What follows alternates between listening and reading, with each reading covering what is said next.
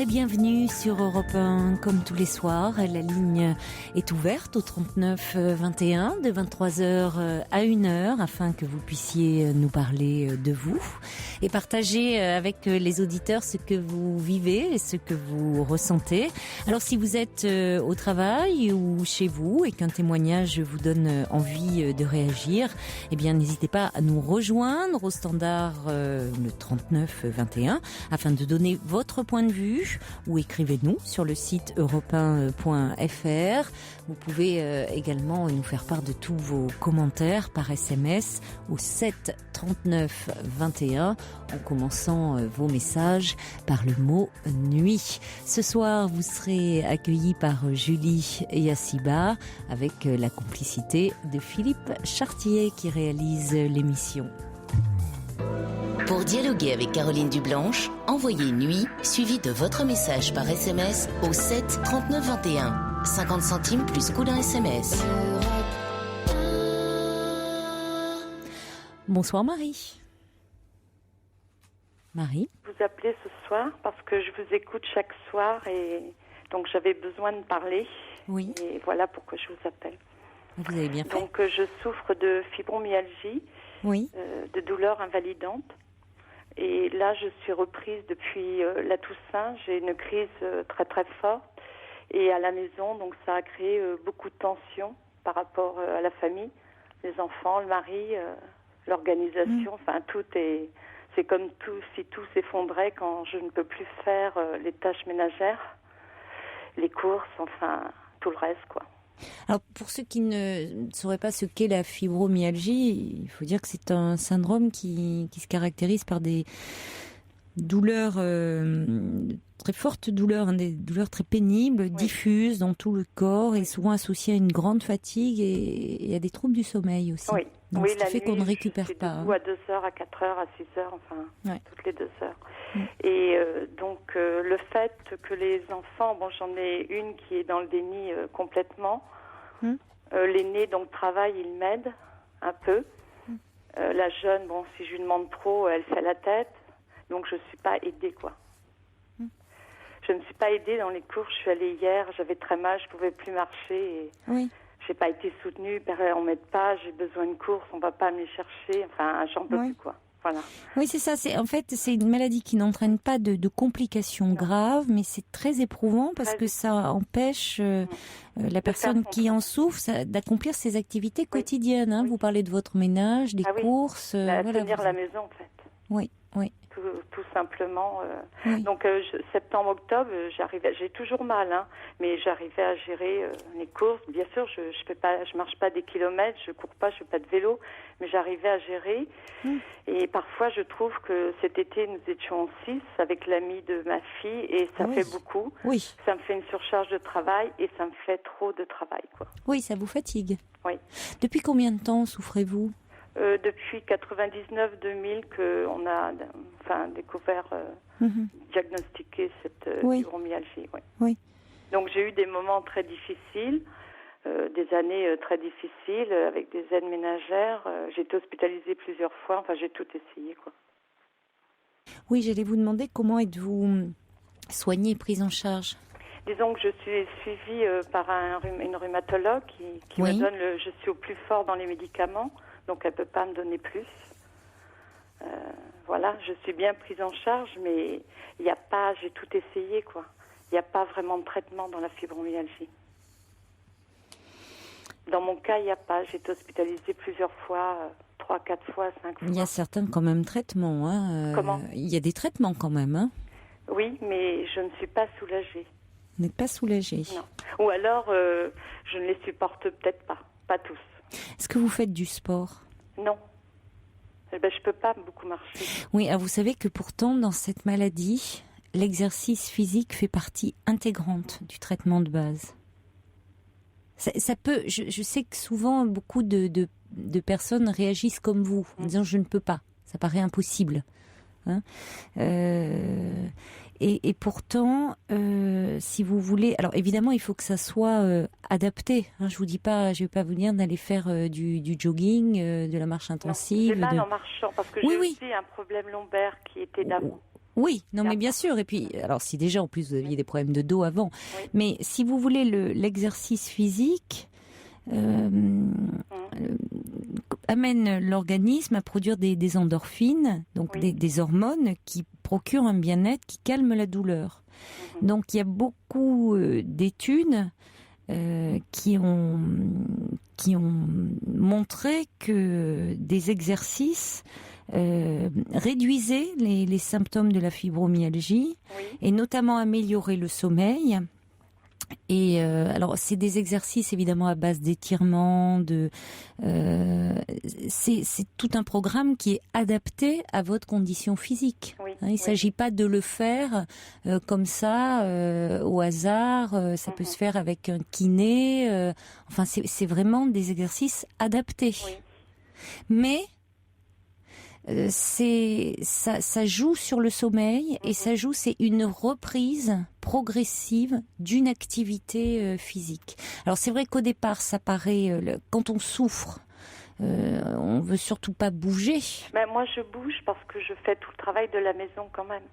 Alors je me dis que oui, mais c'est pas la même chose parce que par exemple, on peut, par exemple, il y a des kinés qui proposent souvent ce qui est proposé dans les cas de fibromyalgie, c'est des exercices pratiqués en piscine et préférablement en eau chaude. Oui, oui. Ça peut être un bon point de départ pour se remettre en action.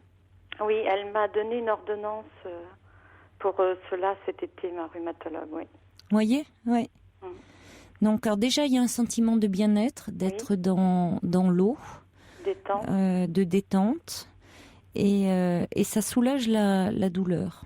Alors c'est toujours adapté aux capacités de la personne qui est atteinte et puis c'est augmenté de façon progressive. Oui, oui. Mais si vous voulez ça associé à un traitement, oui. Ça renforce souvent l'effet du traitement. Et ça me permettrait de sortir un peu de la maison. Aussi. Parce que à part mes cours, je sors pas beaucoup, quoi.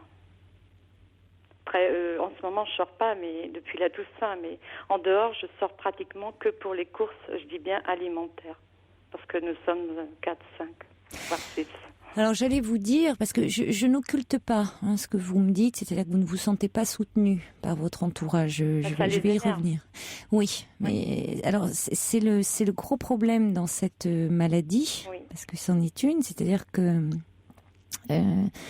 l'entourage souvent ne comprend pas, ne mesure pas à quel point c'est une maladie éprouvante. Non, ni les enfants, ni mon mari, je crois. Est-ce que votre mari, parfois, est-ce qu'il vous a accompagné une fois chez votre rhumatologue ? Il m'a emmené à Nantes et tout, mais il n'a pas eu le contact avec le médecin qui me suivait, où j'habite non plus. Non, il n'y a pas eu d'entretien avec le mari et les enfants, jamais. Il n'y a jamais eu ça. Ça serait peut-être pas mal qu'il voie une fois votre médecin pour que le médecin lui explique ce qu'est réellement cette maladie. Voilà, c'est comme si pour lui j'ai rien puisque je boite pas, voilà, pas un bras en moins, j'ai pas une jambe en moins, je suis normale. Mais à sa décharge, vous savez que même si vous voulez, les médecins entre eux, c'est une maladie qui a été reconnue très tard par l'OMS et que ça a suscité beaucoup de polémiques dans le monde médical puisque même les médecins détectaient pas de lésions ni d'inflammation qui permettaient d'expliquer ces symptômes. Et pourtant, les douleurs sont bien réelles. Réelles, oui, puisque le jour de la Toussaint, je n'ai pas pu y aller, quoi, sur la tombe de mes parents. C'était pas possible puisque la douleur ne pouvait pas, permettait pas d'aller en voiture ni d'être debout. Oui. Comme dans les crises très très fortes, quoi. Alors, c'est vrai que je ne sais pas quelle était votre relation avant que vous soyez malade. Vous voulez dire avec votre mari? Disons que lui, il travaille beaucoup. Il a un travail qui travaille dans le milieu du spectacle. Ça lui prend beaucoup de temps. Et à la maison, je trouve il y a le problème qui se passe, c'est que on n'est pas suffisamment aidé par les enfants et il a beaucoup de travail à la maison aussi. Nous avons des animaux, de chiens, un chat. C'est pas grand-chose. Vous avez une grande famille. Ben oui, mais enfin tout ça, c'est du travail. Il faut les sortir. Donc mais c'est lui qui les sort parce que des fois les enfants le font pas. Donc c'est lui le matin, tous les matins, le soir. Et vous avez 4 enfants? 3. 3. J'avais compris que vous étiez 6. 3. D'accord. Mais c'est l'ami de ma fille. D'accord. De la deuxième, quand il vient le week-end, on est une personne en plus. D'accord. Voilà. Et donc, vous dites vous avez un de vos... Ils ont quel âge, vos enfants? Alors donc, l'aîné a 26 ans, il travaille, hein. Oui. Donc il m'aide. Lui vous aide. Il me dit rien. Si je lui demande fais ça, il grogne pas, quoi. Voilà. Oui. Il m'aide. Donc ma fille, la deuxième, est dans le déni total. Son ami était même pas au courant que j'avais des problèmes, et il est venu. Donc... Elle n'en parle pas? Non. D'accord. J'étais obligée. Je lui ai dit. Parce qu'il la connaît depuis peut-être 2 ans et demi, 3 ans. Il faut bien qu'il sache un jour. Ah oui, vous avez bien fait, oui. Oui, je lui ai dit. Et la dernière, eh bien, bon, elle m'aide pour les cours. Elle a quel âge? Elle a 19 ans, elle est en études. Elle m'aide pour les ils sont grands en plus, donc ils sont largement dépendants, autonomes. Mais je pense que ça il y a quelque chose, quoi, qui passe pas.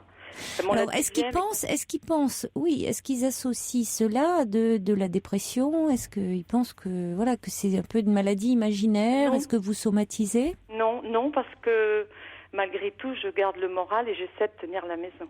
Parce que j'allais vous demander, ça revient tout le temps, hein, tenir la maison. Oui.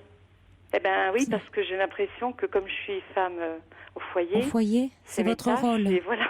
C'est votre rôle. Et je suis trop, peut-être, je laisse pas pour aller faire des loisirs. Oui, c'est ce que j'allais dire. C'est la maison. Ouais. Alors, bon, oui, peut-être que là aussi, ça serait dans ce tenir, j'entends tenir coûte que coûte, et qu'il vous faudrait peut-être un peu apprendre à lâcher. Oui. Parce que vous voyez, on étudie beaucoup. Il y a encore des choses qui restent assez énigmatiques dans cette maladie. Oui.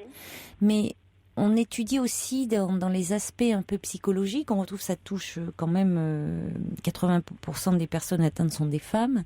Et on retrouve souvent un caractère assez anxieux. Oui, j'ai toujours été anxieuse. Lorsque les enfants étaient petits et tout, toujours assez anxieuse, oui. On retrouve ça, c'est quand même une constante. Oui. Alors souvent, après dans quelques... On retrouve des troubles dépressifs, mais plus quand la maladie est installée. Et ce qui peut se comprendre, parce que quand on souffre en permanence, ça a de quoi entraîner des troubles dépressifs. Hein. La douleur physique joue sur le moral. Oui, je trouve que par rapport à ça, je garde le moral parce que j'ai beaucoup fait étudier. J'ai été voir des guérisseurs, j'ai tout essayé. Et je suis allée partout. J'avais entendu vu sur Internet qu'on pouvait guérir et je suis partie au Canada 5 semaines en 2005 puisque j'avais vu qu'on pouvait guérir dans cette clinique d'une fibromyalgie. Donc j'ai tout essayé et je sais que oui, le moral, il faut le garder. Et au Canada, qu'est-ce que vous avez rencontré? Qu'est-ce que vous avez fait au Canada? C'était de la résonance sonore. Oui. Et tout. Bon, c'était pas... c'était médecine parallèle, quoi. C'était pas des médecins comme ici. Enfin, j'avais vu qu'on pouvait en guérir. J'ai appelé, j'ai fait les démarches. Je suis partie 5 semaines, mais bon, j'ai eu la résonance sonore, j'ai eu tous les entretiens, tout, mais bon, je n'ai pas guéri, quoi. Mais si vous voulez, il faut mettre un peu toutes les chances de son côté, parce que par rapport à ça, si quand vous dites vous êtes allé voir des guérisseurs, bon, vous savez, je vous disais toute l'activité physique, la piscine, des étirements, il y a aussi des personnes qui font associer parfois une psychothérapie. Peut également faire beaucoup de bien parce que corps et esprit c'est souvent lié. Oui.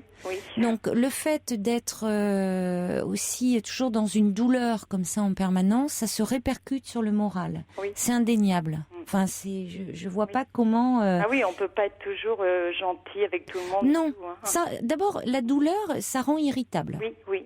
C'est inévitable. Quand on souffre, quand on est en permanence comme ça tendu, le corps se contracte. Ça rend nerveux, ça rend irritable. Oui. Et comme je vous disais, j'ai les choses à faire, donc moins j'arrive à en faire, plus je m'énerve peut-être. Oui, et peut-être que vous demandez, vous attendez trop de vous. Peut-être. Vous voulez rien lâcher. Oui. Voyez ?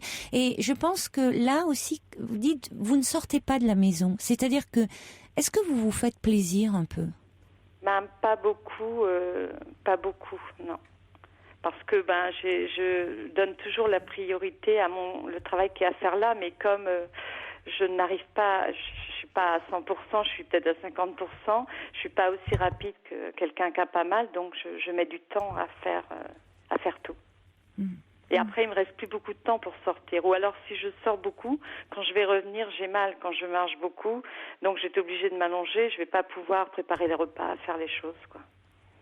Je trouve que la maison, au niveau tâches ménagères, est très, très lourde. Ça, certainement. Oui.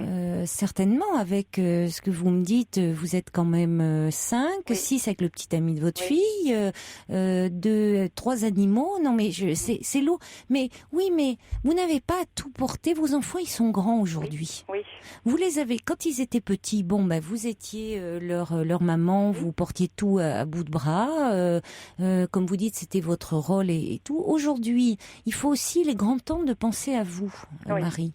Et d'avoir des instants où, vous êtes en souffrance, votre corps se rappelle à vous. Vous voyez, il faut que vous vous occupiez de vous, que vous preniez soin de vous. Il y a des moments où vous pouvez pas comme ça exiger de vous, tirer trop sur la corde. Il y a des auditeurs qui sont avec nous, des auditrices au 39 21, qui souffrent de fibromyalgie également et qui vont nous parler, nous dire un petit peu comment elles se soignent. Bonsoir Nathalie. Nathalie, vous êtes avec nous? Oui. Bonsoir. Oui, moi j'ai écouté, j'ai pas retenu le nom de la dame. C'est Marie. C'est Marie. Bonsoir. Donc, j'ai écouté ce qu'elle me disait. Elle disait qu'elle était soignée essentiellement par les médicaments. Je suis un peu étonnée parce que moi aussi je suis atteinte de fibromyalgie depuis 9 ans.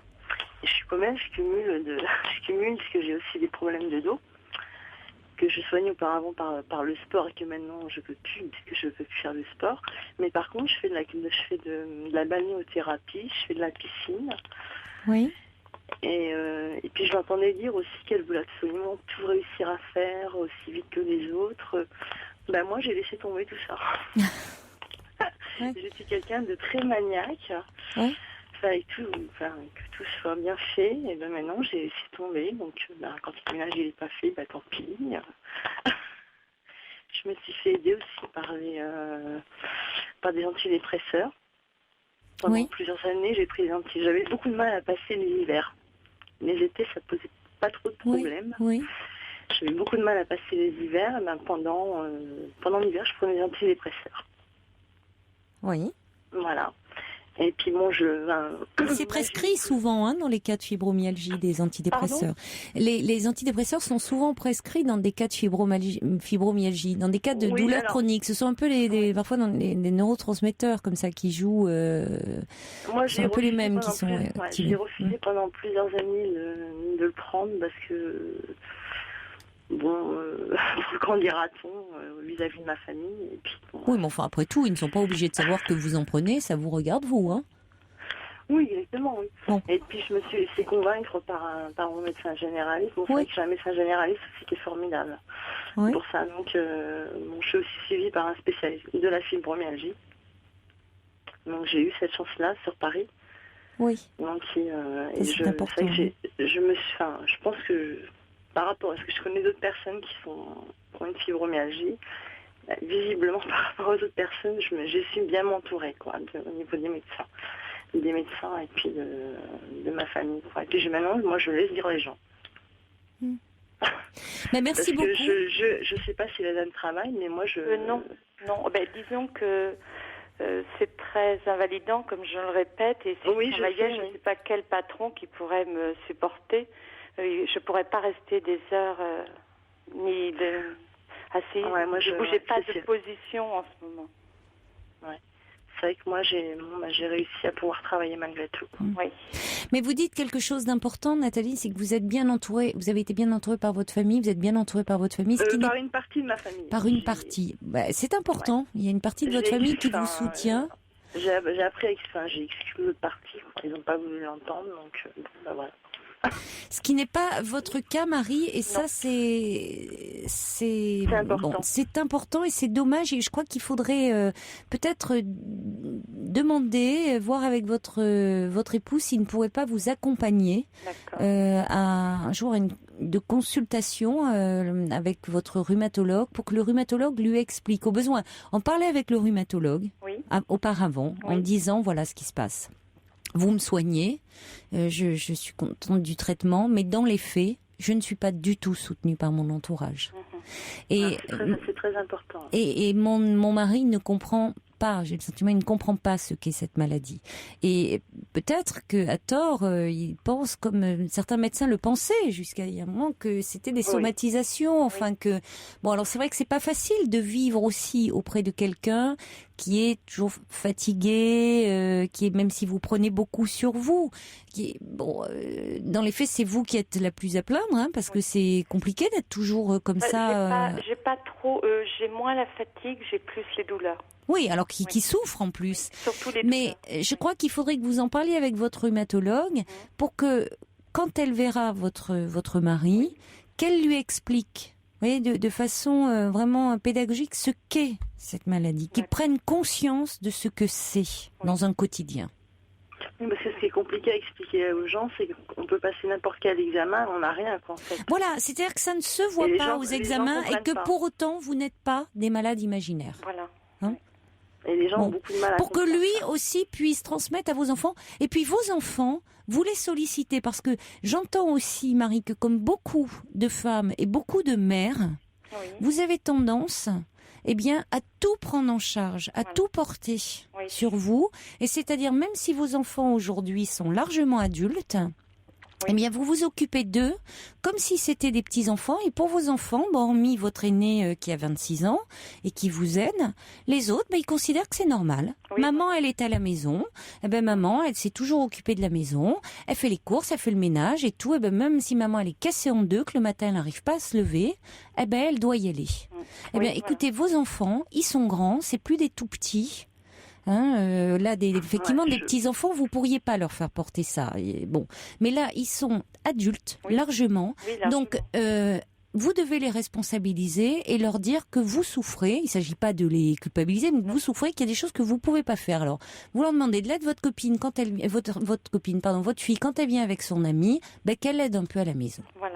Voilà, elle n'a pas un grand poil dans la main, elle peut vous aider. Parce que ça me fait encore plus de travail puisqu'on est un de plus. Oui, donc alors en plus, quand elle vient avec son petit ami, elle participe, elle vous aide.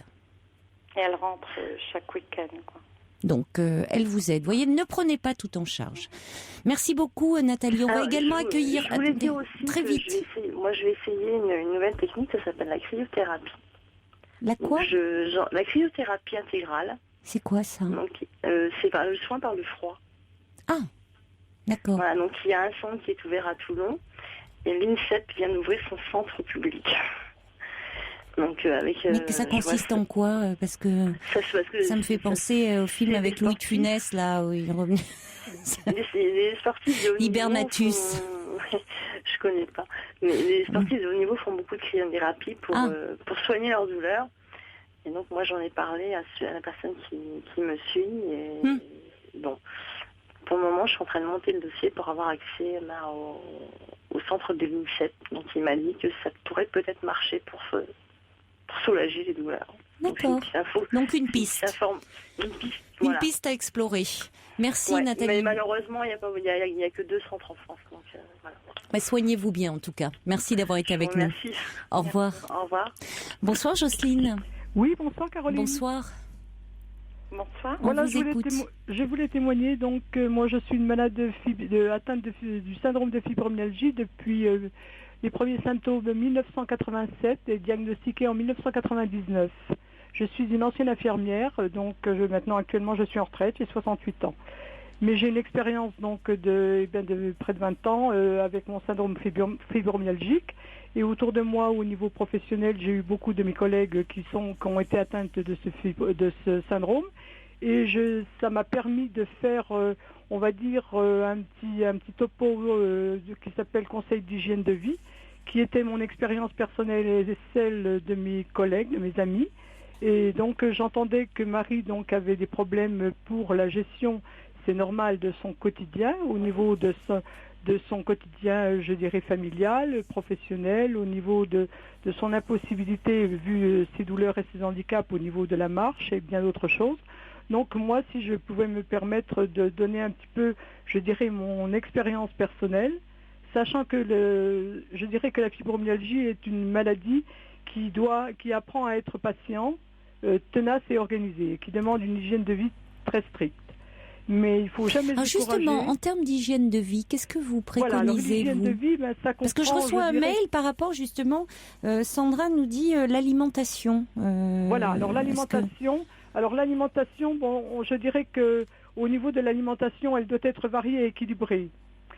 Si on a des symptômes concomitants, entre autres, ce qu'on appelle dans notre jargon un petit peu médical, l'aérophagie, l'aérocolie, les colites fonctionnelles, ou ce qu'on appelle le côlon irritable, par exemple, il faut éviter tous les aliments qui sont agressifs pour l'intestin.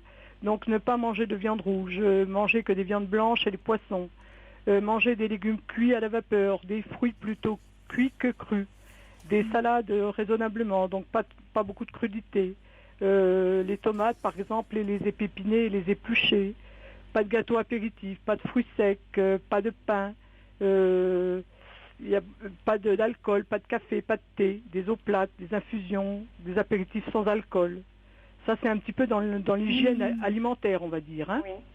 Voilà, donc l'organisation du quotidien, il faut manger à des horaires fixes, que 3 repas par jour, un temps de sommeil nocturne quand même, je dirais, qui est absolument nécessaire, même si on ne dort pas, même si on est insomniaque, mais s'obliger, entre guillemets, à aller se reposer et faire, je dirais, des séances de relaxation. Alors des séances de relaxation, on peut les faire le soir avant de s'endormir pour essayer d'enclencher l'endormissement, mais aussi on peut les faire, ces séances de relaxation, sur son poste de travail ou je dirais pendant la période de la journée, quand on est fatigué, quand on est tendu, quand on est stressé. C'est bien facile à faire. On fait ce qu'on appelle le système des 3 respirations ventrales, 3 fois de suite. À l'inspire, on fait une inspiration ventrale, on gonfle l'abdomen, on compte à peu près 7 secondes et on fait une expire, je dirais, en baissant les épaules. Alors qu'il faut se mettre en position assise, relaxée sur une chaise, sur un fauteuil. Si on est dans son bureau, on peut le faire. Ça ne demande que quelques secondes, quelques minutes. Et on fait des séances par 3, toujours par 3. Alors 2 fois 3, 3 fois 3, selon le stress, selon la fatigue. Au départ, vous en avez fait avec quelqu'un, j'imagine. Quelqu'un vous a appris à respirer. J'ai fait au centre antidouleur et j'ai le CD à la maison pour l'hypnose, la sophrologie, tout ça. Oui. Voilà, il faut faire de la sophrologie. J'ai ça à la maison. Voilà. Alors, il y a Sandra qui nous a appelé aussi au 3921 pour nous dire qu'elle a été soignée pendant 3 ans par de l'acupuncture. Voilà. Et elle dit qu'elle est totalement guérie aujourd'hui. Voilà, alors je voulais aussi parler, excusez-moi, je voulais parler aussi donc de ce qu'on appelle les médecines parallèles ou les médecines complémentaires. Oui. Donc il y a les cures thermales, parce que donc j'ai entendu Nathalie tout à l'heure qui parlait de Toulon. Moi je vais à des cures thermales à 600 km de chez moi dans les Alpes de Haute-Provence à Gréoux-les-Bains. Alors pourquoi Gréoux-les-Bains? Parce que c'est, je dirais, une composition des eaux thermales qui conviennent parfaitement. Pas trop de pub non plus, hein. Vous nous direz hors antenne, mais bon, les cures thermales, oui. Tout ce qui est la kiné, donc des massages relaxants. Non, la kiné, on ne peut pas me toucher. On m'interdit le kiné. La rhumato peut déjà pas me toucher. Pas de massage. Bon, alors, il peut y avoir... Mais dans l'eau au départ. Oui, dans l'eau, mais pas... L'aquagym, alors l'aquagym...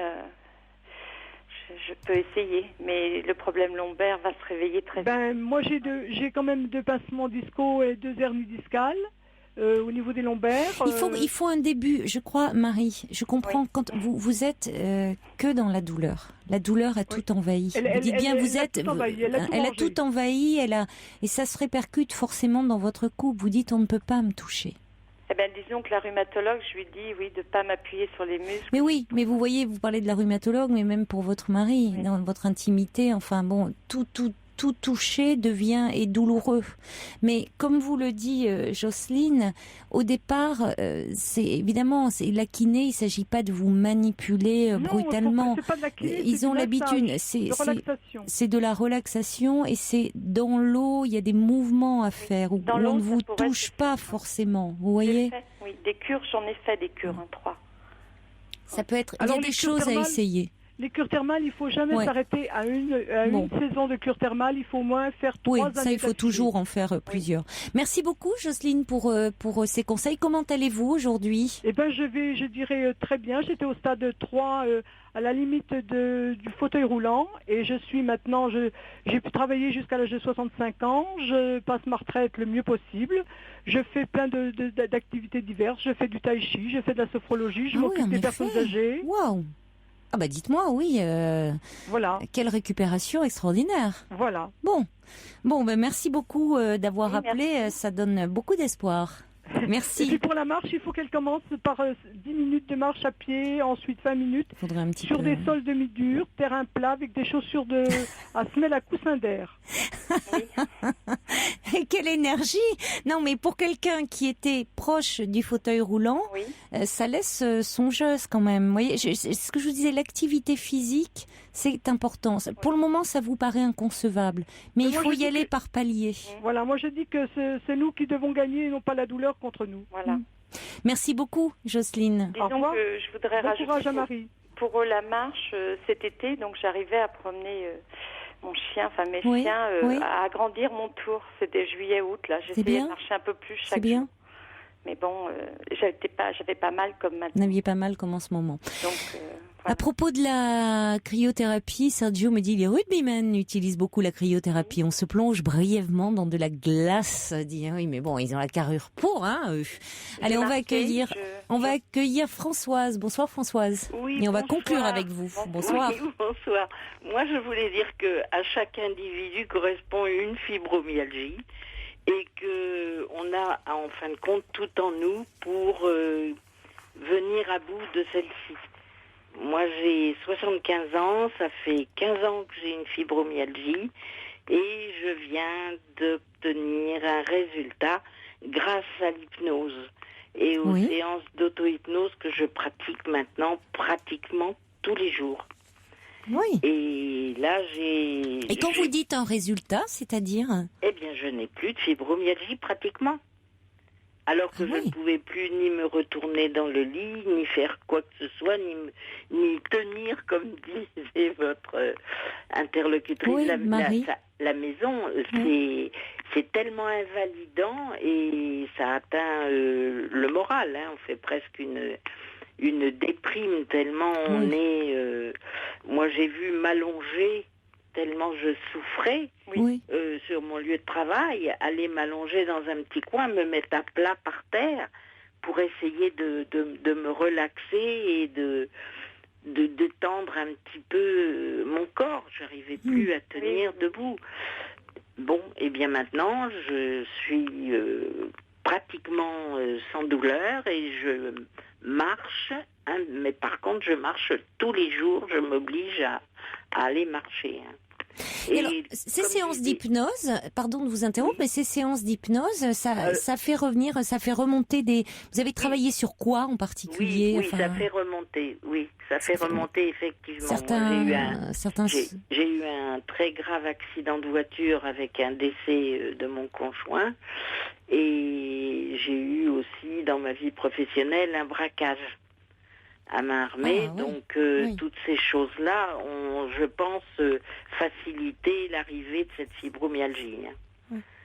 Parce que je crois qu'il y a, au point de vue psychologique, il y a aussi beaucoup de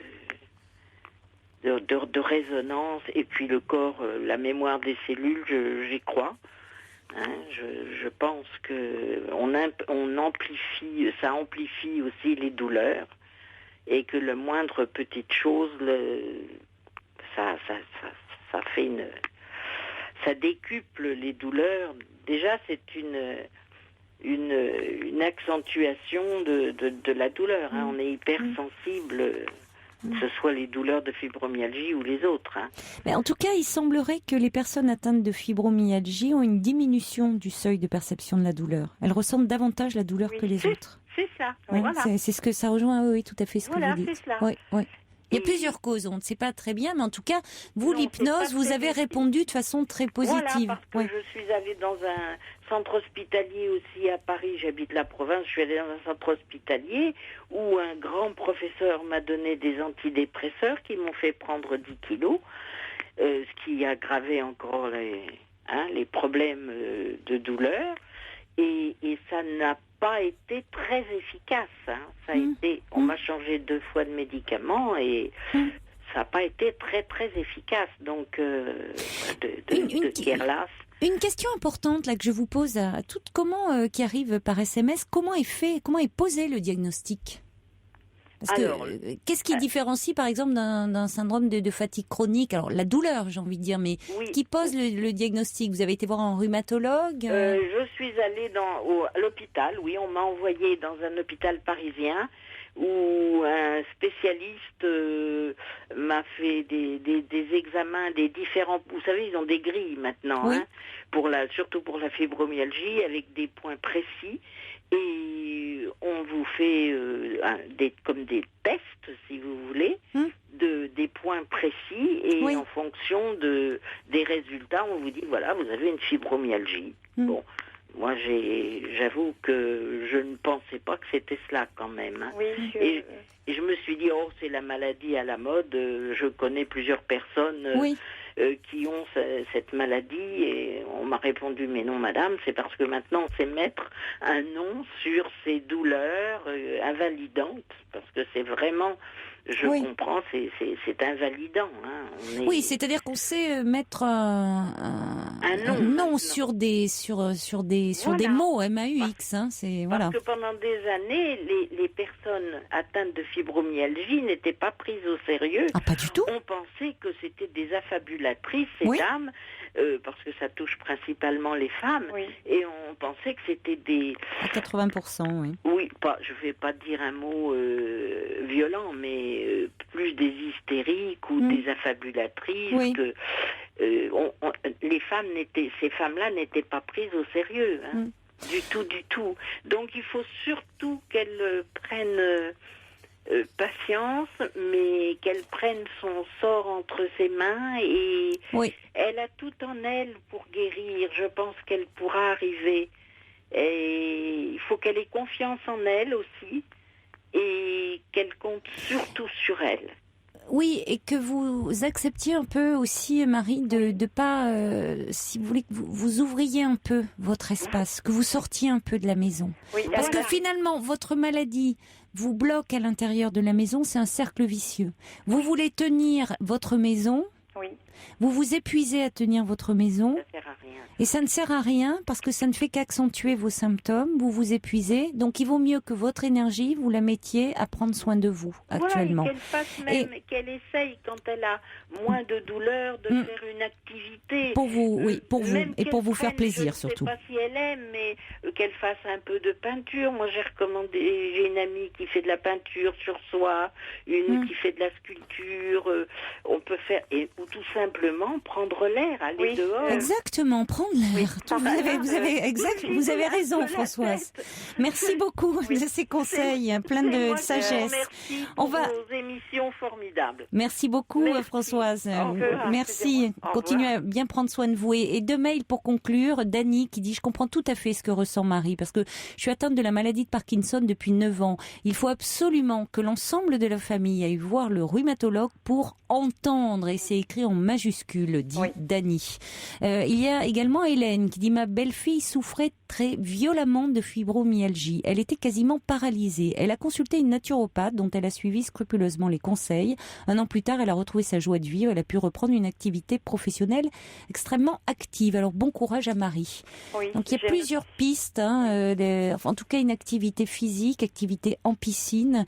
Françoise nous parlait de l'hypnose, Sandra nous parlait de l'acupuncture, marcher, prendre l'air, sortir de votre votre maison, pas vous épuiser dans des activités ménagères. Ce que Vraiment. je voulais ajouter, c'est que c'est vrai que cet été, ma rhumatologue m'avait donné de la balnéo, piscine et tout, et vu le travail à la maison, je n'y suis pas allée. Parce que nous étions 6 et j'avais trop de choses à faire. Oui, vous les laissez un peu se débrouiller. Voilà. Ils sont grands. Hein, donc la balnéo, c'est la priorité. La priorité, Marie, c'est de vous occuper de vous. Oui, c'est d'aller mieux. J'avais pas le temps. Qu'est-ce qui fait vous avez pas... Qu'est-ce qui fait que vous vous négligez autant? Vous voyez à quel point finalement, là aussi, ça serait important d'en parler. Pourquoi vous vous négligez autant? Votre corps vous rappelle à l'ordre. Et plus vous allez le négliger, plus il va vous rappeler à l'ordre. Oui. Donc à un moment, lui aussi il demande, il se fait entendre et il va se faire entendre de plus en plus fort. Et là, vous savez, le corps et l'esprit, on ne peut pas les dissocier.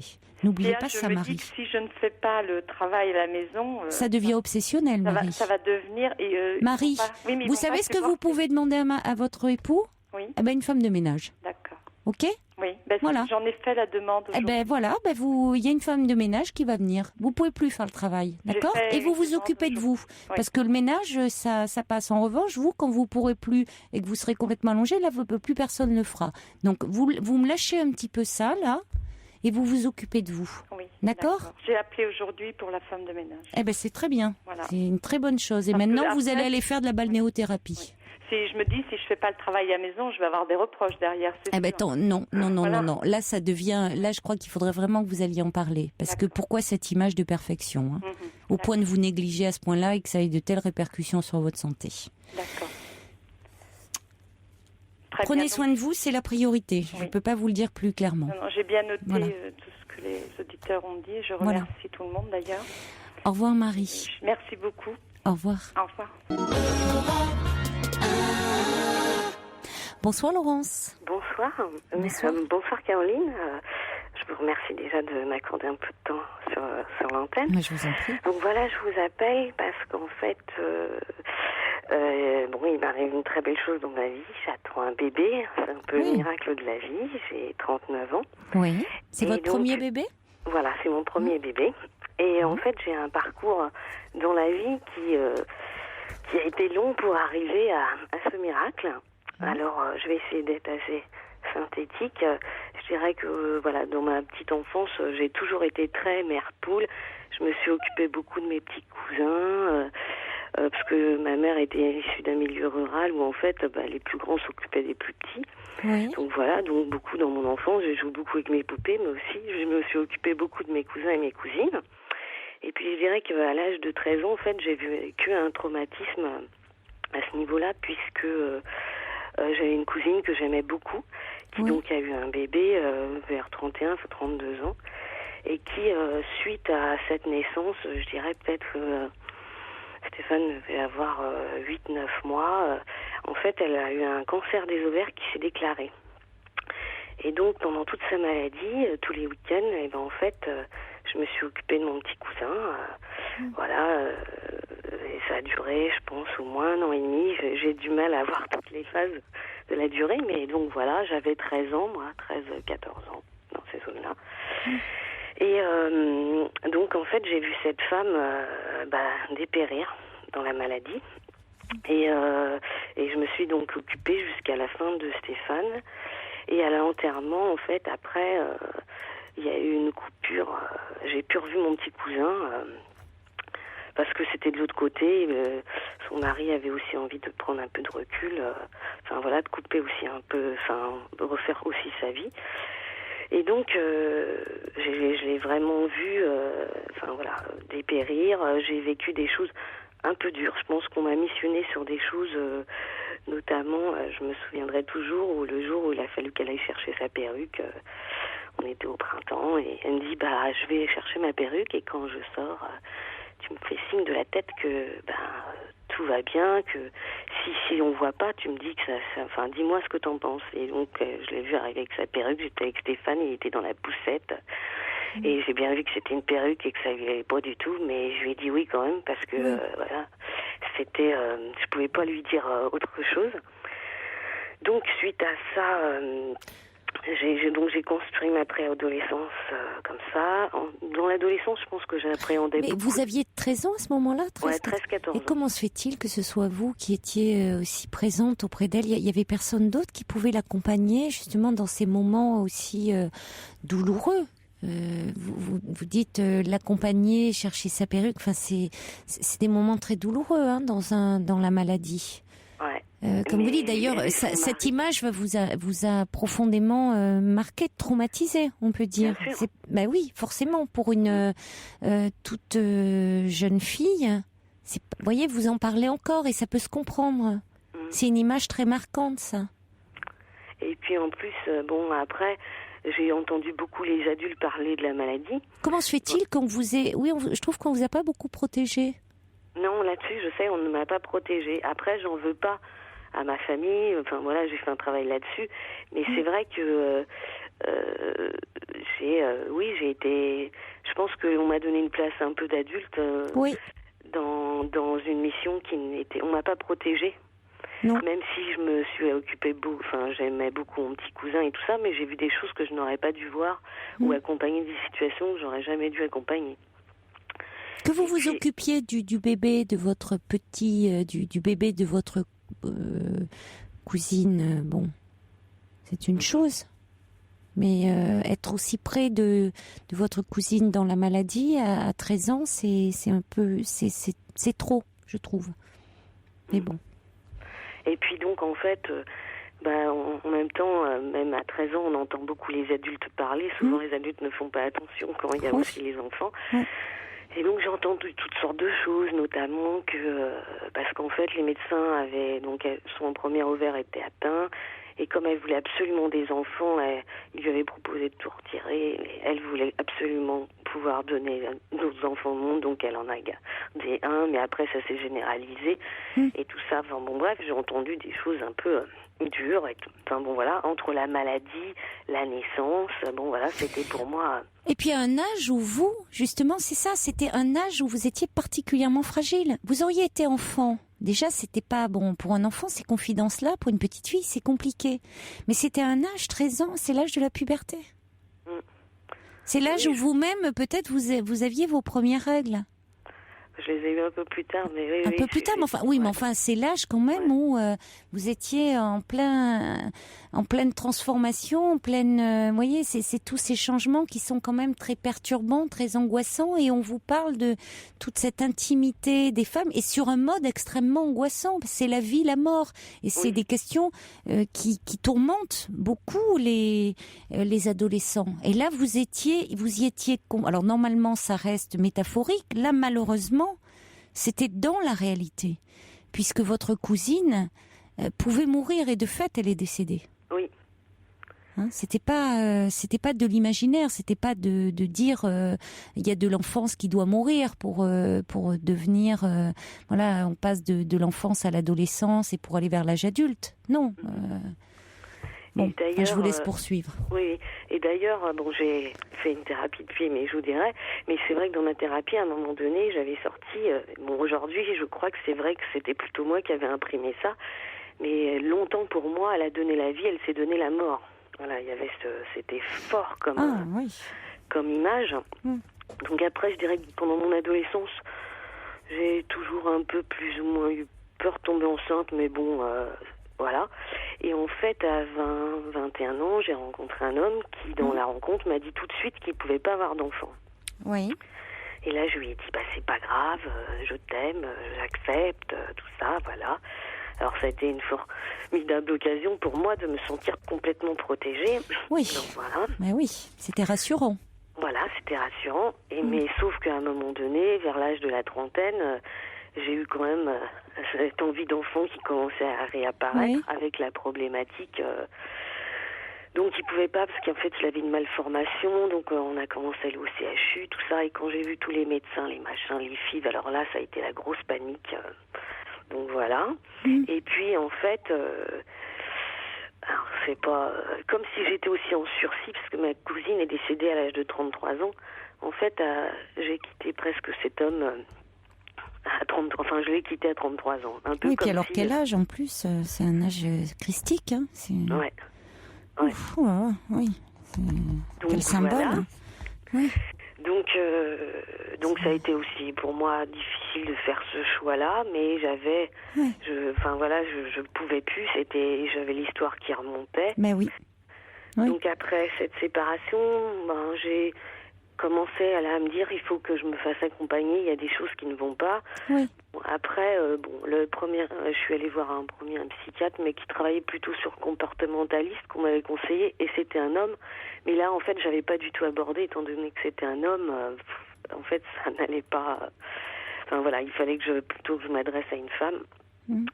Donc après, pour poursuivre, après j'ai rencontré un autre homme que j'ai beaucoup aimé, mais qui était pas prêt à fonder une famille. Bon voilà, qui était plutôt. Et après, pour vous dire ce qui est fou, jusqu'où le schéma continue. Après, j'ai rencontré un homme où les choses se sont un peu posées, mais là, cet homme était en instance de divorce avec une femme qui était malade et qui avait 2 petits garçons. Donc, je retrouvais la même situation un peu que j'avais connue avec ma cousine malade, le petit garçon. Enfin bon, voilà, je passe les schémas. J'ai pété un bon plomb où là, je me suis vraiment mis dans une analyse où là, j'ai tout craché. Et puis, après avancer le travail, j'ai donc rencontré mon compagnon d'aujourd'hui. Donc voilà, où les choses se passent bien et tout ça. Et puis donc, voilà, je croyais pas pouvoir avoir des enfants. Et le miracle, pour moi, c'est presque un miracle. Oui, d'ailleurs, c'est le premier mot que vous avez utilisé, parler de miracle, hein. Alors, je pensais que c'était... Je me disais, pourquoi parler de miracle ? Est-ce que c'est par rapport à votre âge ? En même temps, vous avez 39 ans. Est-ce que parce que ça avait été un parcours difficile pour avoir ce bébé ? Bon, raison, vous pensiez être stérile, mais je comprends mieux maintenant, étant donné votre parcours. Donc voilà. Et puis, le début de grossesse se passe plutôt bien. Oui, vous êtes enceinte de combien de... Là, de 3 mois. D'accord, donc c'est un début de grossesse, oui. Voilà, donc après, mis à voir les petites choses, plutôt calme, sereine, voilà. Alors après, évidemment, j'ai plein de blouses blanches autour de moi, je les accepte. Jusqu'au moment où, effectivement, il y a un fameux...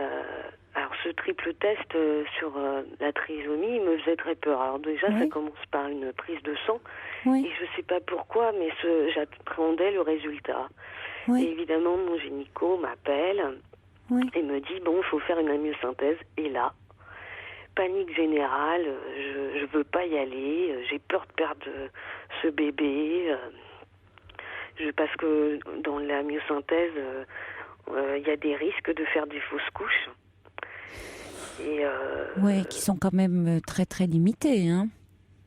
Ouais, qui sont limités, mais en même temps, c'est comme si...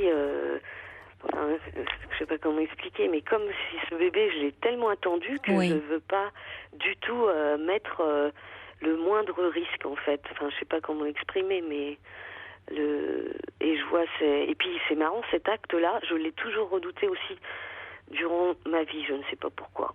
La myosynthèse était fixée longtemps, c'est aussi un acte qui me faisait peur dans la grossesse. Après, c'est pas... Non, mais de toute façon, aucune femme enceinte ne fait une amniosynthèse comme ça, de gaieté de cœur, et il y a toujours un état d'angoisse lorsqu'une femme fait une amniosynthèse, parce que c'est quand même un acte invasif. D'aller comme ça voir le gynécologue, l'obstétricien doit dire qu'il y a effectivement un petit risque de fausse couche. Il se doit de le dire. Il ne peut pas dire le contraire.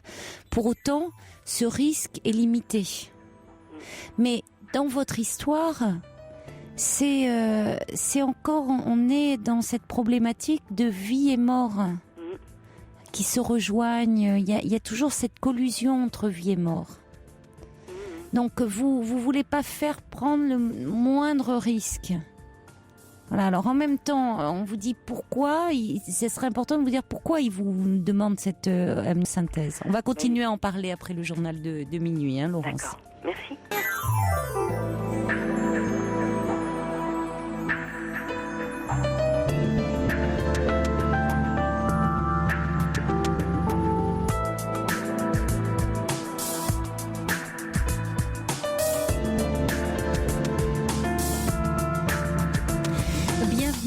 si vous nous rejoignez maintenant sur Europe 1, cette émission est la vôtre. Vous pouvez y parler de vous en toute liberté et sans tabou. Vous pouvez également réagir aux propos tenus à l'antenne par SMS au 7 39 21 en commençant vos messages par le mot nuit ou par courriel sur le site europe1.fr. Nous allons retrouver Laurence. Alors Laurence, donc vous attendez un bébé, vous êtes enceinte de 3 mois et vous devez faire une amniosynthèse qui est prévue quand ces jours-ci? En fait, pour l'instant, je résiste. Je veux pas la faire. Oui, mais c'est pour quelle raison voulait-il demander? C'est suite à la prise de sang, il dit oui, il faudrait s'assurer, il est préférable de faire une amniosynthèse. Voilà, parce qu'en fait, normalement, dans le dosage, enfin dans les probabilités, il faut que ça soit au-dessus de 250. Oui. Et moi, je suis sur un 1 sur 145. Oui. Bon, l'échographie, il s'est bien passé, il n'y a rien de détecté. Enfin, en tout cas, il n'y avait rien à signaler. La nuque était bonne, mais voilà, suite à cette prise de sang, mon gynéco me conseille donc de faire la myosynthèse pour savoir si l'enfant est trisomique ou pas. Alors, quand dit déjà, et votre il y a Claire qui envoie un petit SMS en disant la prudence n'est pas du côté du refus parfois. C'est-à-dire que, alors après, ça dépend quels sont aussi vos critères. Vous avez peur. C'est la peur là qui pour le moment domine. Donc ça ne vous permet pas de prendre une décision vraiment en parfaite connaissance de cause. C'est-à-dire que vous n'êtes pas, c'est pas rationnel pour le moment. Vous êtes dominé par la peur. Et c'est vrai que de toute façon, c'est une décision qui est angoissante. Je ne connais pas de femme, je vous le disais, qui fait une amniosynthèse comme ça, sans angoisse, parce que toute femme a peur pour le bébé. C'est un geste invasif. Néanmoins, les amniosynthèses se font sous contrôle échographique. Donc on ne touche pas le fœtus. Donc c'est vrai que quand on dit des risques, il faut quand même savoir que c'est très, très exceptionnel. Votre gynécologue a dû vous le dire. Oui, il me l'a dit. Il m'a bien expliqué comment ça se déroulait. Enfin, voilà, que c'était entre 0,5 et 1% qu'il y avait des complications. Mais bon, moi, vite, j'ai calculé. Je dis 1 sur 145. Enfin, je me dis que le risque est proportionnel des deux côtés. Enfin, vous voyez tout, oui, mais c'est-à-dire que vous vous dites, c'est-à-dire que... Voilà, il vous donne des chiffres 0,5 à 1% de risque. Vous vous rendez compte? C'est infinitésimal. C'est vraiment... vous vous dites, si vous faites l'amniosynthèse, ça va tomber sur vous. Oui, exactement. Vous voyez, donc vous êtes dans quelque chose, il y a quelque chose d'assez irrationnel. Parce que, je rejoins ce que vous disiez par rapport à votre parcours de vie jusqu'à présent. Ce que vous nous racontiez de l'histoire aussi de votre cousine, que vous avez vécu lorsque vous étiez une toute jeune fille, il y a quand même cette phrase, vous disiez, cette cousine qui a eu ce cancer des ovaires, vous dites qui s'est déclarée après qu'elle est... Enfin, vous n'avez pas dit après, vous avez même dit comme si ce cancer des ovaires était lié à la naissance de son enfant. Dans la façon dont vous l'avez, vous, formulé, vous en avez fait un lien de cause à effet. C'est-à-dire le fait qu'elle ait eu un enfant, déjà une première fois, vous avez dit elle a eu un cancer des ovaires suite au fait qu'elle a eu un enfant, puis vous l'avez dit de façon beaucoup plus forte en disant elle a donné la vie, elle s'est donné la mort. Oui, tout à fait. Donc c'est comme pour vous s'il y a une vie contre une autre. Et là c'est en train de se rejouer, inconsciemment même. C'est une vie contre une autre. Vous pouvez pas, vous, vivre et votre bébé. Il y a quelque chose de cet ordre-là. Il y a quelque chose, il y en a un, vous voyez, il doit y avoir de la mort quelque part. Donc ça mérite quand même d'être travaillé. Oui. C'est de l'angoisse, là. Il y a quelque chose qui revient qui n'est pas du rationnel. Oui, mais je vois bien parce que en même temps, on peut dire entre le cœur et la raison, des fois j'essaye de me raisonner et de me dire, mais de toute façon, en plus mon compagnon, je vois bien que lui, il est plutôt partant. J'allais vous demander comment il réagit, lui. On en discute beaucoup, et je vois que, mais bon, il voit bien que je suis en panique, donc il est très patient, il m'accompagne à plein d'endroits, enfin là-dessus, j'ai vraiment de la chance, et puis il voit, et puis bon, des fois il me voit tellement paniqué qu'il dit bon bah c'est pas grave, mais je vois que lui, résultat, effectivement ça lui génère aussi de l'angoisse, étant donné que, parce qu'après il me dit mais moi je vais pas pouvoir attendre la naissance de l'enfant c'est compliqué. Savoir.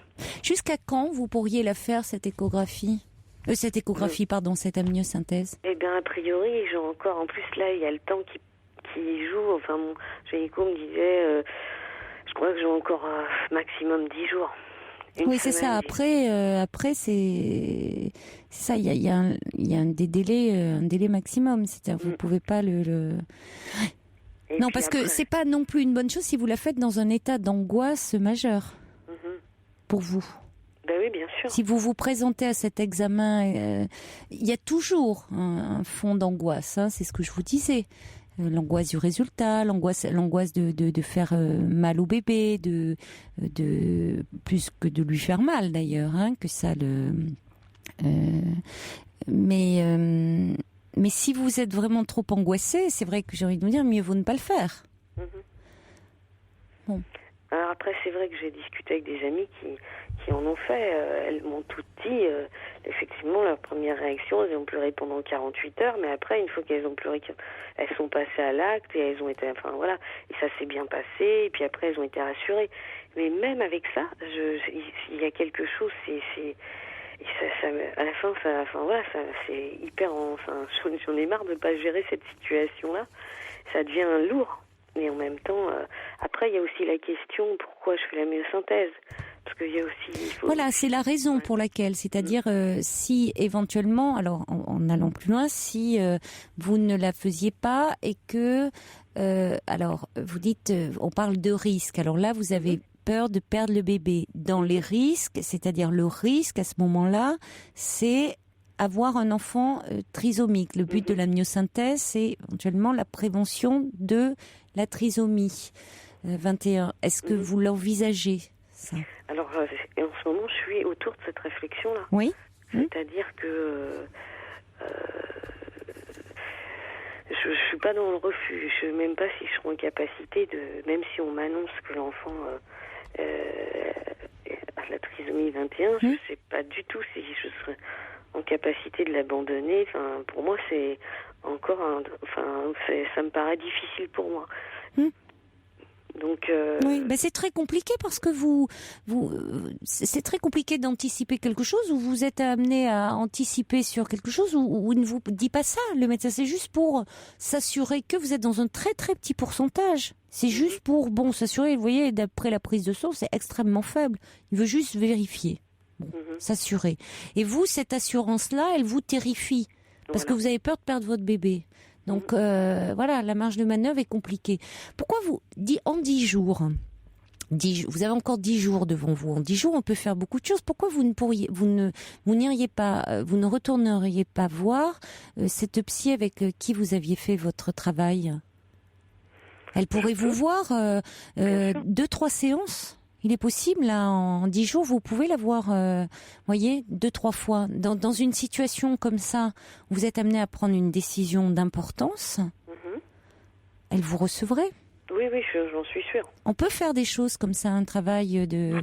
Je pense que le fait de poser, elle vous connaît bien, elle connaît votre parcours, et poser un peu, mettre à plat vos peurs. Ça vous permettrait de prendre une décision. Là, la faire ou ne pas la faire, mais plus de savoir pourquoi. Je vous propose qu'on accueille Daniel qui est avec nous au 39-21. Merci. Bonsoir Daniel. Bonsoir. J'ai pris un petit peu la discussion en route, mais je voulais essayer d'abord, dans un premier temps, de rassurer. Je ne sais pas son prénom. C'est Laurence. Laurence ? Oui. Oui. Alors, je voulais rassurer Laurence. Moi, j'ai eu 2 amniosynthèses. bon, ça se passe vraiment, c'est un geste maintenant qui est très très très très bien fait. Il faut aller dans un centre où on ne fait, je dirais, que ça. Moi j'étais à Port-Royal et les gestes sont très techniques. Sous une excellente maternité. On a pas mal et tout va bien. Mais je viens d'entendre la fin de la discussion et c'est là effectivement où se pose le problème. Je comprends tout à fait son angoisse à Laurence parce que moi, malheureusement, la première fois, le verdict n'a pas été bon. Et c'est au moment de faire la myosynthèse qu'il faut y penser. Car, et ça je ne lui souhaite absolument pas, si ça se passait mal, la réflexion a été faite avant. Et c'est quand même légèrement plus facile à supporter. Vous comprenez ce que je veux dire, quand le bébé ne peut pas naître. Voilà. Mais effectivement, je crois que c'est de ça qu'elle a peur. Elle a tout simplement peur de se dire si mon bébé ne va pas bien, est-ce que je le garderai ou pas? Et une fois qu'on a posé ce problème-là au moment de la myo, lorsque le résultat est là, je dirais que le plus dur est fait. C'est pas ça. Mais je sais pas comment vous expliquer. C'est très difficile parce que moi ça me remémore énormément de choses. La première amio, quand j'ai eu le résultat, j'étais effondrée. Et puis à la deuxième amio, quand j'ai eu le résultat, tout allait très bien. Et j'ai eu, à 40 ans, passé une superbe nénette. Voilà. Mais je comprends tout à fait. Il faut qu'elle en discute et il faut qu'elle prenne sa décision. Mais franchement, vous savez, pour quelqu'un qui est passé par là avec un mauvais résultat, après j'en ai beaucoup parlé autour de moi. On m'a beaucoup aidée. J'ai même été aidée par l'association de Madame Ventura, parce que j'ai quand même 63 ans maintenant, donc il y avait 23 ans de ça. Tout le monde m'a dit que j'avais quand même pris la bonne décision. Oui. Mais je crois qu'au-delà de ça, je pense, c'est que finalement, pour le moment, votre bébé, vous, Laurence, vous vous sentez, voilà, là, dans votre ventre, il est protégé, il est bien. Donc là, c'est... qu'est-ce qu'on vient vous embêter, vous, avec cet examen qui vous angoisse terriblement? Ces angoisses, elles pourraient ressurgir au moment de l'accouchement, au moment où après, par rapport à ce que vous nous avez décrit en premier de votre histoire avec votre cousine. Il y a des peurs qui sont pas complètement digérées. C'est de ces peurs-là dont vous nous parlez. De vie, c'est des questions de vie et de mort. Et c'est des questions essentielles auxquelles vous êtes amenés à faire face là. Oui, bien sûr, oui, je suis d'accord. Donc, je pense que de toute façon, il est important que vous en reparliez et que vous en reparliez avec votre psy, parce que là, votre grossesse vient réactiver tout cela. Vous êtes confronté à ces questions de façon très intime et dans la solitude, parce que, voyez, même avec votre mari qui est très proche de vous et qui vous aime, dans les faits, c'est vous qui portez votre bébé. Donc, vous vous sentez, même s'il est très aimant, même s'il est... vous êtes très seul face à cette décision. Il y a quelque chose qui a du mal à se partager. Donc, je crois que c'est important que vous puissiez mettre des mots et en parler. Parce que ça touche à ces questions de vie et de mort, et chez vous, c'est particulièrement imbriqué. Dans les histoires de grossesse, ça peut l'être, mais particulièrement compte tenu de votre parcours de vie à vous. Donc, ça survient à ce moment-là de la grossesse, chez vous, parce qu'il y a cet examen... dont parle votre gynécologue obstétricien, ça pourrait surgir plus tard, au moment de l'accouchement, ressurgir, en disant, même si votre bébé va bien, même si vous allez bien, en disant, Ah, est-ce que, voyez, avec cette question de est-ce qu'il ne faut pas une vie contre une autre? Ça pourrait être réactualisé. Donc, je crois que c'est important que vous soyez un peu soutenu. Même si ça n'a aucun lieu d'être dans les faits. Oui, bien sûr. Je vous remercie beaucoup, en tout cas, Daniel, d'être intervenue. Oui, et de toute façon, elle aura peut-être... elle vivra une grossesse après, certainement plus sereine, après avoir vraiment réfléchi à tout ça, je pense. Oui, ça certainement. Vous avez raison. Vous avez raison aussi de le dire. C'est ça aussi qui est important. Bien sûr. De ne pas rester dans l'angoisse jusqu'au dernier jour. Oui, tout à fait. De la même façon que de ne pas faire cette amniosynthèse si elle est dans un tel état d'angoisse. Hein. Ça n'aurait pas de sens non plus. Merci beaucoup, Daniel. On va également accueillir Josiane et on va conclure avec vous, Josiane. Bonsoir. Oui, bonsoir. Excusez-moi de vous déranger. Je suis un petit vous peu ne dérangez pas. émue d'entendre Laurence. Mais il faut pas qu'elle hésite. Il faut pas hésiter. Moi, j'ai eu 3. C'était pour une... 3 amniosynthèses? Oui, j'ai eu 3 amniosynthèses. Mon mari est positif, moi négatif, donc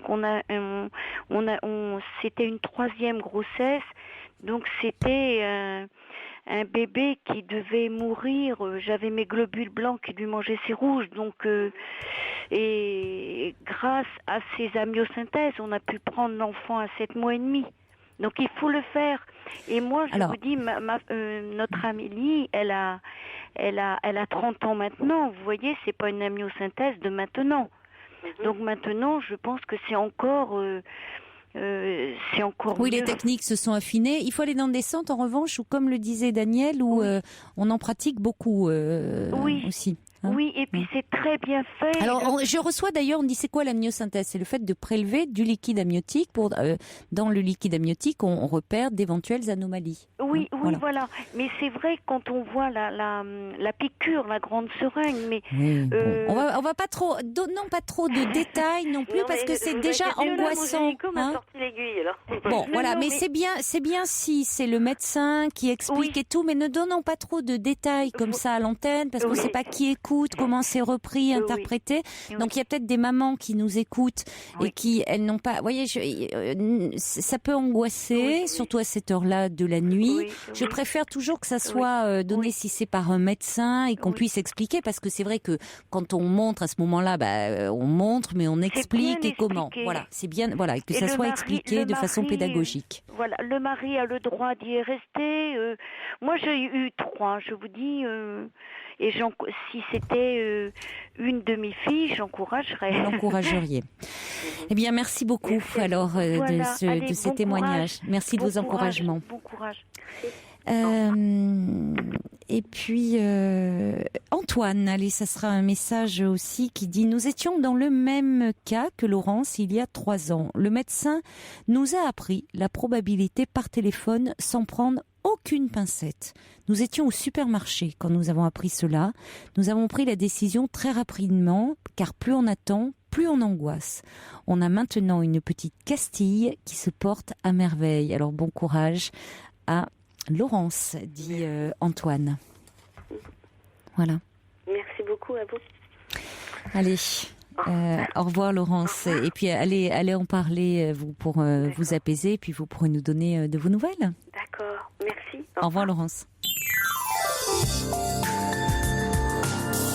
Jusqu'à 1h sur Europe 1, Caroline Dublanche. Catherine Ringer, vive l'amour. Eridan Dialé, Laurence, vous avez tellement attendu cet enfant.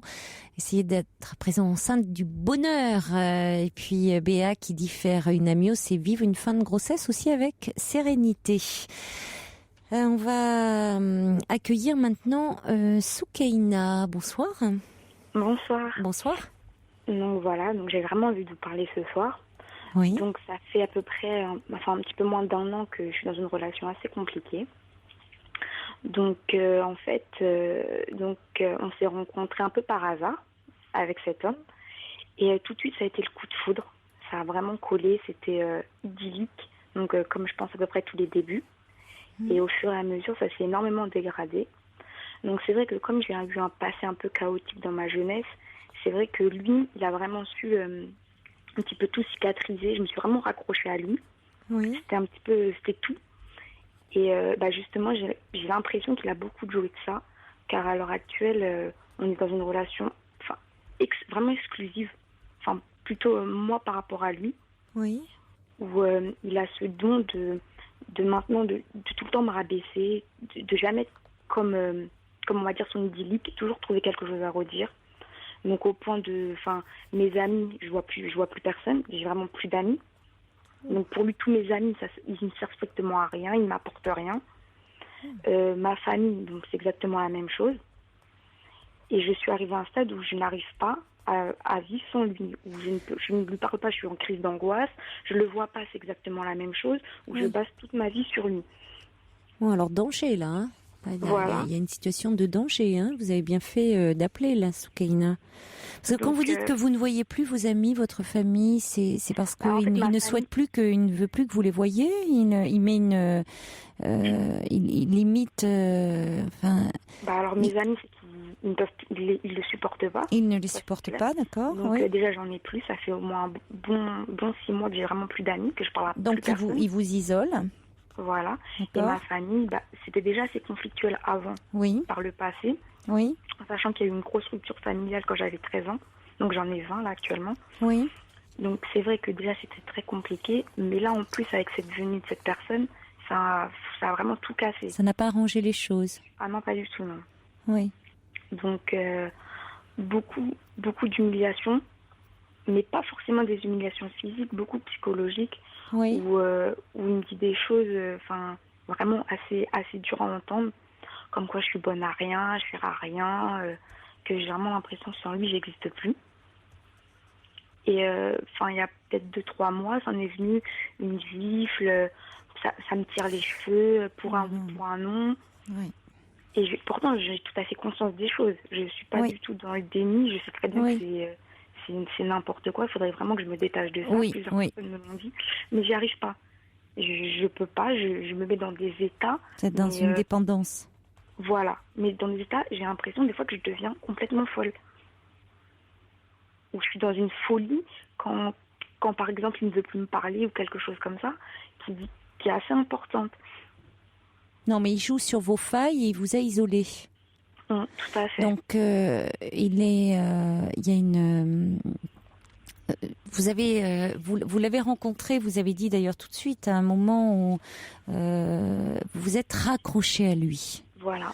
C'était un moment où c'était un peu compliqué dans votre vie, ou sur un plan familial, et ce garçon, au début de votre relation, ne se comportait pas du tout comme ça avec vous. J'imagine vous a valorisé, au contraire. Ah oui, vous a amené à reprendre confiance en vous par le regard qu'il portait sur vous. C'était idyllique.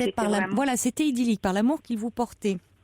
Et puis, aujourd'hui, il vous humilie, il vous rabaisse, finalement, il joue sur la mauvaise image que vous avez de vous-même. Voilà, tout à fait. Déjà. Donc, il appuie là où ça fait mal.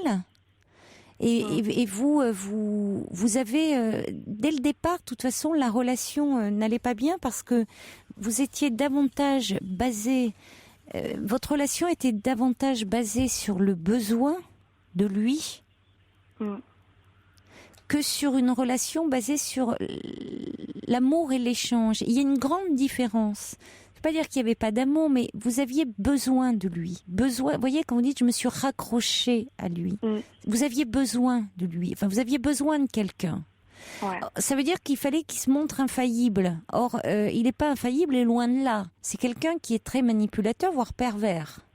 Mais c'est ce qu'il me dit. Des fois, il me dit, quand je lui dis « mais tu te rends compte que j'ai plus d'amis, que je vois personne, que j'ai l'impression que... Enfin, j'ai 20 ans, j'ai même pas l'impression de les vivre, que je suis complètement enfermée avec lui. » Mais vous vivez avec lui ?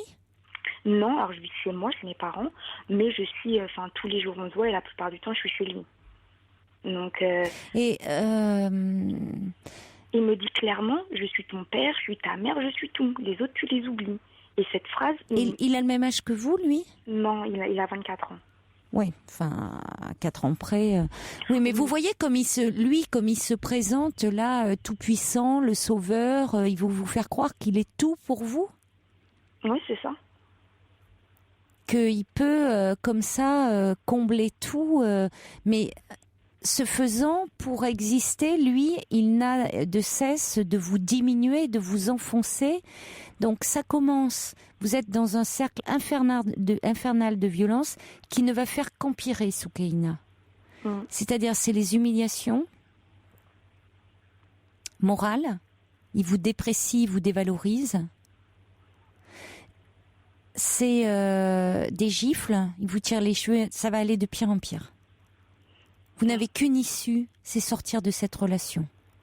Mais c'est vrai qu'à chaque fois que j'essaie de me détacher, mais je n'y arrive pas. J'ai l'impression que c'est moi contrairement à lui, qui en souffle le plus. Où je me mets dans des états où je suis en larmes, où je sors plus, je reste dans mon lit, j'ai l'impression que la terre s'est arrêtée de tourner. Et oui, mais parce que vous êtes dans une relation qui vous fait à la fois souffrir, mais vous n'arrivez pas, vous êtes dans un besoin, plus il vous rabaisse, plus vous vous accrochez à lui. Tout à fait, c'est ça. Parce que vous voudriez à la fois retrouver certainement, il y a ces débuts qui ont été idylliques, et puis subitement, ça s'est fait progressivement ou subitement ce changement d'attitude? Non, ça s'est fait progressivement. Progressivement. Ça allait au début, vraiment tout allait bien. Il me laissait vraiment, vivre ma vie. J'avais des amis, je m'habillais de la façon dont je le souhaitais, plein de choses comme ça. Maintenant, vous pouvez plus vous habiller de la façon dont vous voulez? Non, par exemple, c'était cet été.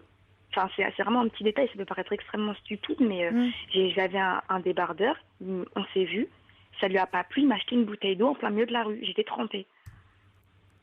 Oh là là, c'est d'une violence. Et quand je lui dis, mais est-ce que tu te rends compte de ce que tu fais? Pour lui, c'est tout à fait normal. Pour lui, il me dit tout le temps, non, je suis pas jaloux, tu manques de respect, c'est le respect. Non, mais attendez, on est dans des rapports d'une violence inouïe. On est dans des rapports où, en tant qu'homme, vous lui appartenez, vous êtes sa propriété, et en tant qu'homme, il a tous les pouvoirs, y compris ceux de vous violenter. Vous n'êtes plus, vous n'avez plus, il ne vous considère plus comme une personne et comme un sujet.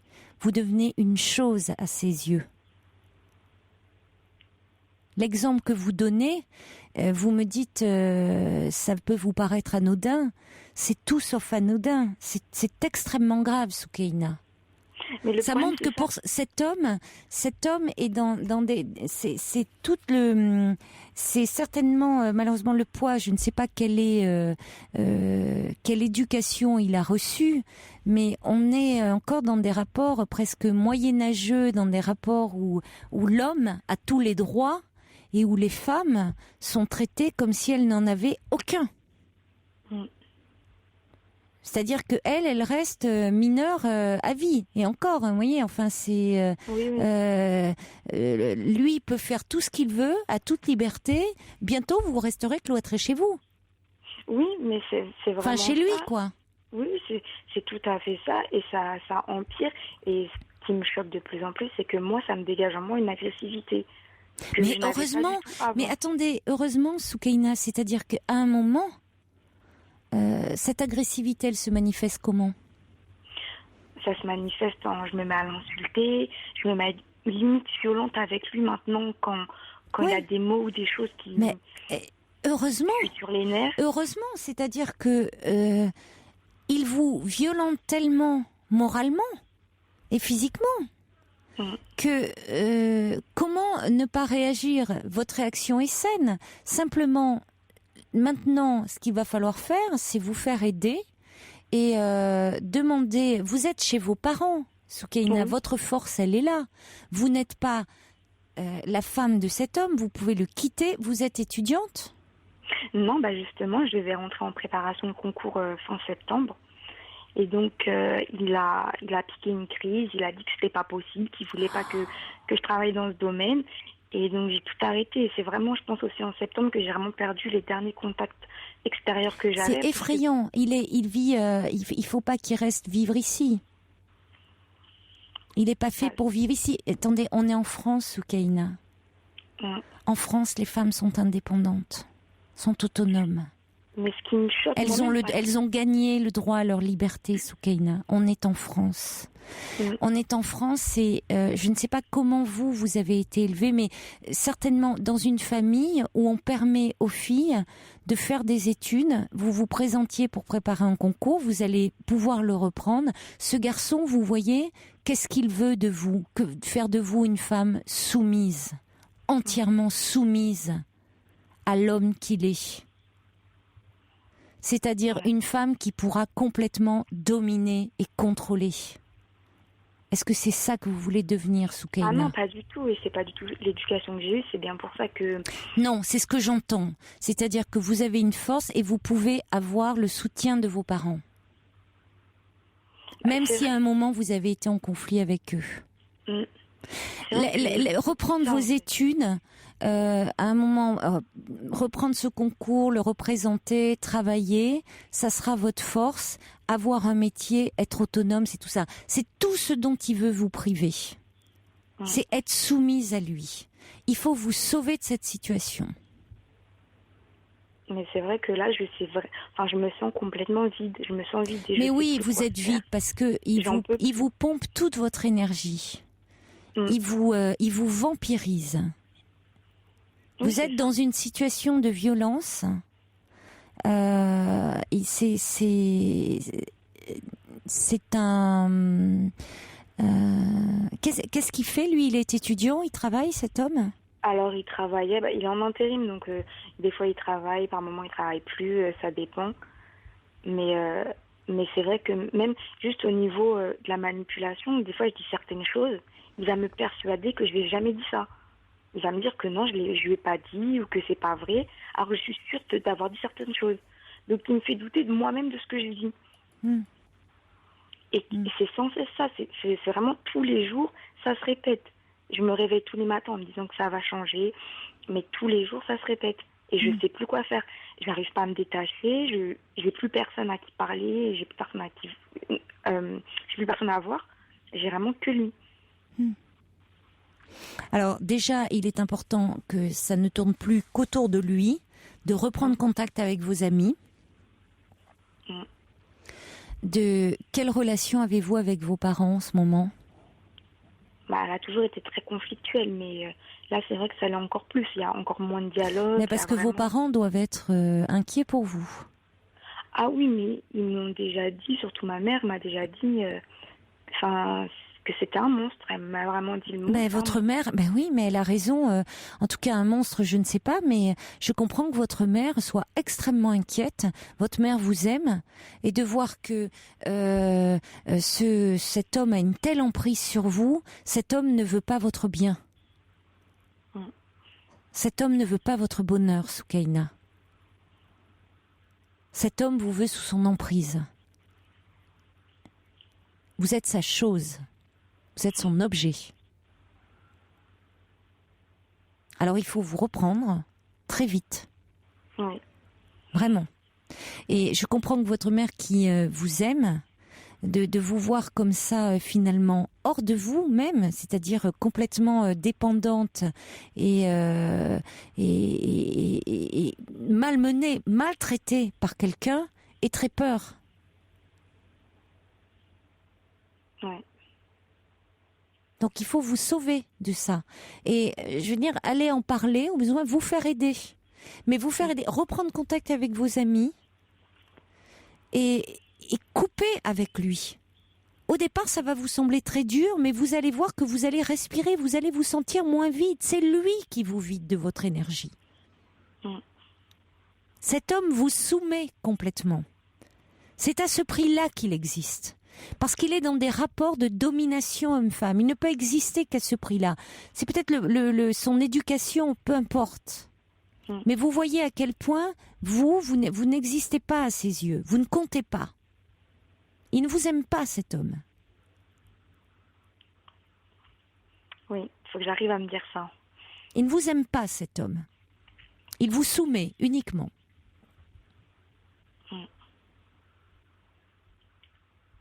Donc il faut vraiment alerter vos parents. Enfin, vos parents sont au courant. Il faut demander leur soutien et vous faire aider par rapport à cette dépendance. Dire que vous avez besoin d'être soutenu sur le plan psychologique, d'aller voir quelqu'un pour ne pas recraquer. Reprenez contact avec vos amis et surtout, là, il faut arrêter de le voir. Il faut que à un moment, ça va vous paraître dur au départ, mais vous allez voir que vous allez sortir de cette dépendance. Tous les messages vont dans ce sens, de dire il faut vous sauver. Prune qui dit il faut alerter vos parents, le quitter. Cet homme ne vous mérite pas. Cyril qui dit aucune raison n'est valable pour accepter tout ça, même l'amour, parce que il faut vous sauver en courant. Sauvez-vous, vous êtes en danger, fuyez. Cathy qui dit vous êtes chez vos parents, demandez leur soutien. Et puis on a ah non, je croyais qu'on avait quelqu'un avec nous qui était avec nous au 39-21, mais apparemment quelqu'un qui dit j'étais dans la même situation, ces personnes sont très dangereuses, elles repèrent une proie pour se servir de la personne et puis elles nous jettent par la suite. En tout cas, vous ne pourrez pas être heureuse avec un homme comme celui-là. Vous n'avez aucune chance de... Votre sac va se restreindre de plus en plus. Quel est l'avenir ? Vous allez quitter un moment, sortir de chez vos parents pour aller vivre chez lui. Et puis chez lui, vous sortirez plus de la maison. Oui, mais vous sortirez plus de la maison. Et puis après, vous verrez que vous mettrez plus de débardeurs. Vous serez couverte de la tête aux pieds. Non, mais ça, c'est vraiment des choses qui au début, il m'en a vraiment jamais parlé. Mais c'était vraiment quelqu'un d'ouvert d'esprit. Et même sa famille, quand je vais chez lui, sa famille, ils sont extrêmement ouverts d'esprit. Il y a vraiment... Et alors, pourquoi il se radicalise comme ça ? Je ne sais pas, justement. Enfin, je vois sa mère, elle est en débardeur, elle est tout à fait ouverte. Son père aussi. Enfin, il y a vraiment un contraste entre lui et sa famille. Bon, c'est très préoccupant. Et sa mère, vous avez demandé, il est en train de, je sais pas, il est en train de vriller, de basculer, soit dans une pathologie mentale, soit il est religieux. Il est religieux? Ah non, pas du tout. Pas du tout. Pourtant non. Mais c'est vrai que, il y a une certaine religion qui commence à beaucoup à m'en parler, beaucoup plus qu'avant. Oui, donc il est peut-être entraîné dans certains mouvements. Voilà, c'est ce que je pense. Mais après, je me demande si c'est pas non plus psychologique de partir dans un extrême à un autre. Je ne sais pas. C'est pour ça que je vous dis, il peut basculer dans une. Enfin, en tout cas, il faut vous sauver de cette relation. On va accueillir Marie-Claude. Bonsoir, Marie-Claude. Bonsoir, Caroline. Bonsoir. Excusez-moi, je me souviens plus du Soukaina. Soukaina. Alors, je voulais intervenir absolument et vous dire, même si ça vous est douloureux, qu'il faut absolument quitter cet homme le plus vite possible. Car j'ai vécu la même situation. J'ai épousé un homme semblable. J'avais 26 ans. Aujourd'hui, alors j'ai divorcé depuis, au bout de 11 ans. Parce que quand il s'est mis à frapper notre fils, j'ai eu à ce moment-là la force de réagir. Alors que je ne pouvais pas avant. Il m'avait de la même façon totalement isolée, à la fois de ma famille et de mes amis. Et je n'avais plus aucune énergie. Il me faisait subir des violences vraiment, des humiliations, même en public. Mais quand je me suis aperçue qu'il frappait mon fils, qui avait une dizaine d'années, là, j'ai eu la force de le quitter. J'ai divorcé en 82. Nous sommes en 2011. Je ne me suis pas encore remise de ce mariage. Et ma vie a été totalement, mais je dis totalement détruite par cet être-là. Donc, je ne vous souhaite pas la même situation. Non, mais c'est pour ça, vous avez raison de dire, Marie-Claude, avant de s'engager dans quoi que ce soit, vous avez bien fait d'appeler, je vous en remercie. Soukaina a 20 ans, 20 ans, c'est vraiment, vous avez l'avenir devant vous. Ce garçon, vous l'avez dit d'ailleurs, Soukaina, et ça fait mal à entendre, vous n'avez pas l'impression d'avoir 20 ans. Vous êtes dans une relation qui est extrêmement toxique. Cet homme vous coupe de tout, vous isole pour asseoir son pouvoir, son emprise sur vous. Donc, il est important de renouer avec vos amis, de demander le soutien de vos parents, de vos amis. Vous verrez que vos amis, vous leur expliquerez, vous pourrez leur expliquer, dire que malheureusement dans cette relation vous avez été happé, vampirisé, de demander un soutien psychologique, parce que quand on a été confronté à une situation d'une violence telle, c'est important d'être soutenu parce qu'on n'en sort pas indemne, et c'est important aussi pour ne pas craquer, pour ne pas replonger vers lui, parce que vous risquez d'être tenté par cela, d'avoir du mal à quitter, à sortir des griffes de cet homme. Donc prenez rendez-vous avec un psychologue vraiment au plus vite. C'est vraiment important. Et vous allez voir, vous allez reprendre le cours de votre vie. Et vous allez voir que vous allez regarder, et peut-être plus vite que vous ne le pensez. Dans quelques semaines, dans quelques mois, vous allez redevenir la Soukaina que vous étiez. Et peut-être même beaucoup plus forte. Et vous allez reprendre le cours de votre vie, reprendre des études et devenir une jeune femme autonome. Et c'est ça la priorité. Et j'aurais voulu ajouter quelque chose. C'est-à-dire qu'à l'époque où ça s'est passé, il n'y avait aucune aide pour les femmes battues. Et si je quittais le domicile conjugal, c'était moi qui étais fautive. Or, j'ai appris beaucoup plus tard, en 93, parce que mon fils, après cet épisode, a vécu une adolescence très difficile. Il avait refoulé quelque chose au fond de lui, et il ne s'est rappelé de cela qu'en 93. C'est-à-dire que ce père indigne l'avait violée avant l'âge de 13 ans, que je n'en ai jamais rien su, et que mon fils, qui a 40 ans maintenant, est encore à l'hôpital psychiatrique pour le restant de sa vie. Bon, mais écoutez... Donc, cette jeune femme court un danger extrême. Ça, de toute façon, depuis le départ, il faut qu'elle l'intègre. Qu'elle l'intègre. Vous avez bien fait d'appeler, en tout cas, Soukaina. Demandez le soutien de vos proches, de vos amis, et allez consulter. Faites-vous aider, vraiment. D'accord ? Ouais, c'est ce que je vais faire. Parce que vous êtes en danger dans cette relation. Oui. J'espère que vous en prenez conscience. Ah non, je mets tout à fait conscience, ça c'est sûr. Bon, cet homme ne vous veut pas de bien. Je vous le répète. Donc, vous, prenez soin de vous et faites-vous aider. La solution, elle ne peut être que dans la rupture. Je ne dis rarement ça, mais là, je vous le dis vraiment très fermement. Ouais. J'ai bien compris. Bon courage, Soukaina, et bon courage à vous, Marie-Claude, après ce parcours difficile. Bon courage. Au revoir. Un petit message de Dulcinea qui dit: cet homme donne à Soukaina une illusion de sécurité qu'elle peut et qu'elle doit bâtir seule au plus vite. Oui, vous avez raison. Malheureusement, ces relations où parfois l'autre, comme ça, dit: je suis tout pour toi, ton père, ta mère, et c'est très juste. Ça peut dire: qu'est-ce que cette personne m'aime et me sécurise, et malheureusement c'est un piège, évidemment, un piège infernal. Bonsoir Evelyne. Bonsoir Caroline. Bonsoir. Je vous remercie beaucoup de tout le réconfort que vous nous apportez et des solutions que vous trouvez avec beaucoup d'humanité. C'est vraiment formidable. Je vous écoute depuis plusieurs années. Et bon, je ne vais pas intervenir, mais là, j'ai vu le désarroi de Marie.